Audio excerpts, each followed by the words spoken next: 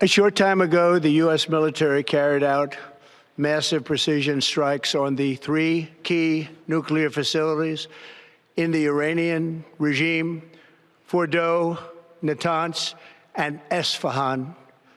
Everybody heard those names for years as they built this horribly destructive enterprise.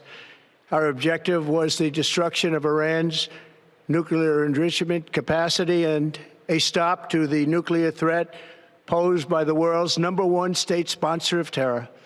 Tonight, I can report to the world that the strikes were a spectacular military success. Iran's key nuclear enrichment facilities have been completely and totally obliterated. Iran, the bully of the Middle East, must now make peace. If they do not, future attacks will be far greater and a lot easier. For 40 years, Iran has been saying death to America, death to Israel. They have been killing our people, blowing off their arms, blowing off their legs with roadside bombs.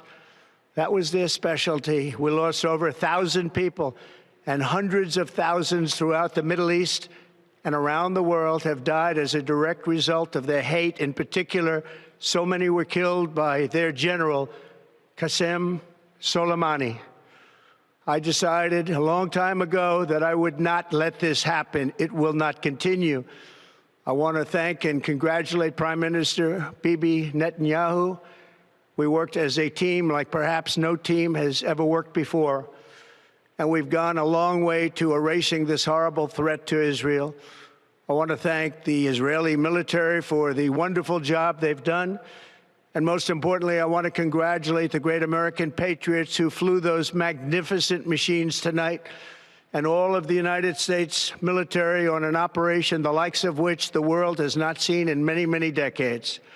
Hopefully, we will no longer need their services in this capacity. I hope that's so. I also want to congratulate the chairman of the Joint Chiefs of Staff, General Dan Raisin-Kane, spectacular general, and all of the brilliant military minds involved in this attack. With all of that being said, this cannot continue. There will be either peace or there will be tragedy for Iran far greater than we have witnessed over the last 8 days. Remember, there are many targets left. Tonight's was the most difficult of them all, by far, and perhaps the most lethal. But if peace does not come quickly, we will go after those other targets with precision, speed, and skill.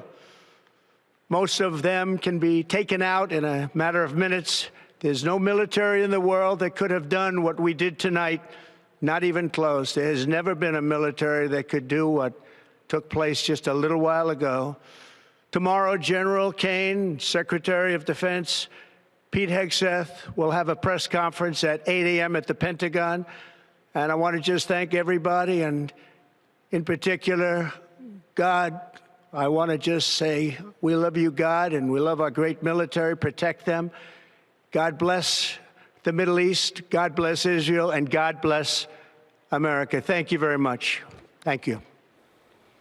President Trump there at the White House, Vice President J.D. Vance, Secretary of State Marco Rubio also serving as his national security advisor, along with Defense Secretary Pete Hegseth right there with President Trump announcing to the nation, similar to what he said in his post on social media not long ago, that the U.S.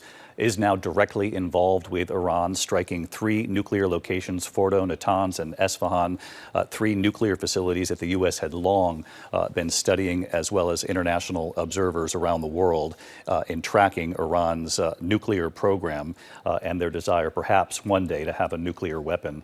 I want to bring in Mary Bruce. Let's go back to Mary at the White House. Mary, the president had warned Iran, come to the table.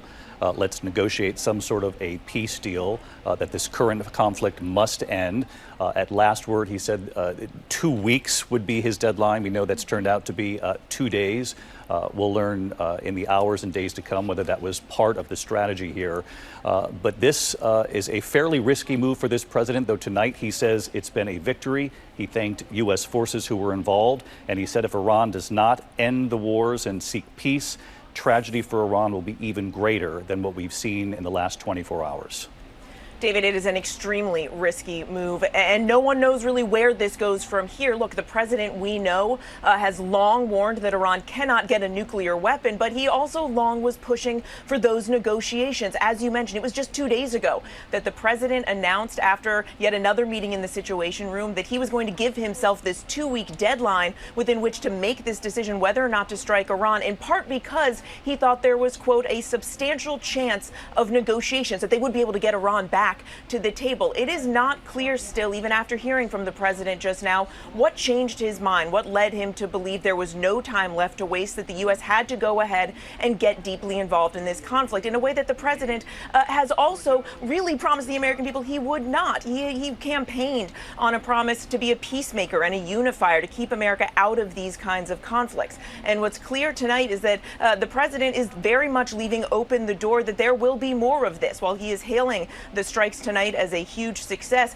he is also not ruling out additional military action, saying that there are many targets left, that they will act with precision, speed, and skill if needed. How all of this will ultimately end Iran's nuclear program is a huge question. And of course, David, Iran has promised a severe response if the U.S. were to be directly involved, as we now are. And one quick follow-up to what you're reporting here, Mary. Obviously, you're watching ABC News live coverage at this hour. The president just addressing the nation, talking about the U.S. striking 3 Iranian nuclear sites, the president calling it a tremendous success. Speaking briefly with our John Carl earlier this evening before addressing the nation about this. And Mary, you've covered President Trump for some time. You've covered him as a candidate, his promises not to engage in the Middle East and in any more foreign wars. At the same time, he has long promised that Iran would not get a nuclear weapon.